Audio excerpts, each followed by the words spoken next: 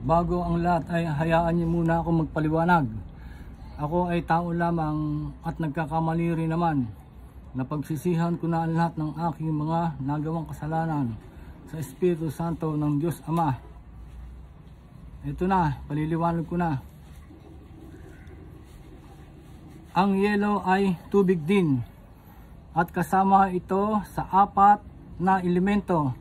Dito sumasama ang lahat na naipon na kasalanan nating mga tao at kaya tuloy-tuloy ang pagkatunaw ng yelo sa iba't ibang bahagi ng mga bansa sa buong mundo.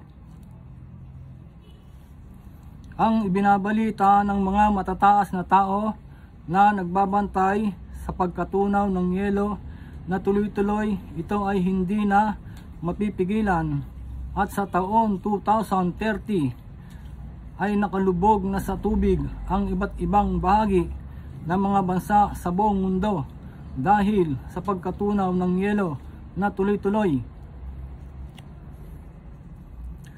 Sa taon 2030, ang mga ekonomiya ay babagsak at malulugi ang iba't ibang bahagi ng mga bansa sa buong mundo at higit sa lahat ay mapapahamak ang buhay nating mga tao kapag nakalubog na sa tubig ang iba't ibang bahagi ng mga bansa sa buong mundo dahil sa pagkatunaw ng yelo na tuloy-tuloy.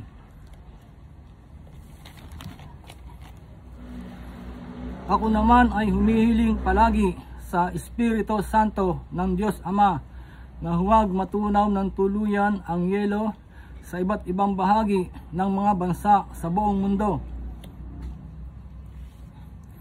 Kapag nangyari na ang lahat ng iyon ay hindi na babagsak ang ekonomiya sa iba't ibang bahagi ng mga bansa sa buong mundo. Ang mga bilyonaryo naman na may kumpanya na kumikita ng bilyon-bilyon na pera at ang mga namumuno na pinakamatataas na presidente sa iba't ibang bahagi ng mga bansa sa buong mundo ay tutulungan naman ang mga dukha at mahihirap na tao sa iba't ibang bahagi ng mga bansa sa buong mundo. Mas mapalad ang nagbibigay kasi sa tumatanggap, siksik, liglig at umaapaw pa ang ibabalik sa inyo na biyaya ng Espiritu Santo ng Diyos Ama. Ang aking ipinaliliwanag ay napakahalaga. Sana may parating ninyo sa mga bilyonaryo at presidente pati na sa mga pinakamatataas na tao sa relihiyon sa buong mundo at para malaman nila na ang kapangyarihan ng Espiritu Santo ng Diyos Ama na kaya hindi mangyayari ang tuloy-tuloy na pagkatunaw ng yelo sa iba't ibang bahagi ng mga bansa sa buong mundo. At marami pong salamat sa inyong lahat.